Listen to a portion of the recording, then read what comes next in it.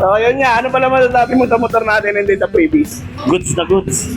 Eh nga ba? Parang tumaya ka. Hindi, okay, okay. So, good day mga kuys. Release tayo ng ating unit. Honda Click 125. 2025 model ka mga kuys, no?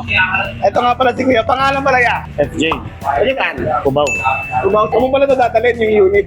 Bicol. Ano long ride agad to mga kuys, no? Itong ating unit na makukuha niya sa atin. Pagdating mo ng Bicol, kay-share mo na lang kagad.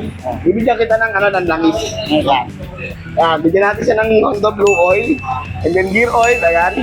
Tapos, pag naubusan ka ng preno, pagdating mo ng Bicol, palitan mo na lang. Bigyan na lang kita ng bagong preno, harap likod. Tapos, cellphone holder, pwede mo ilagay yung cellphone mo rito. Tapos, bagong helmet. Nakita ko yung helmet mo ay ng lupa na eh.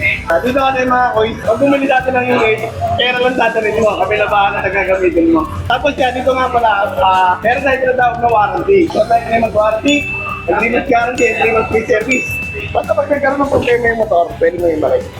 Or kung wala naman problema, pwede mo parang ibalik para magamit mo yung free service. No? Bigay ko na sa'yo yung bago mong helmet. So yun nga, ano pala masasabi mo sa motor natin hindi sa previous? Goods na goods.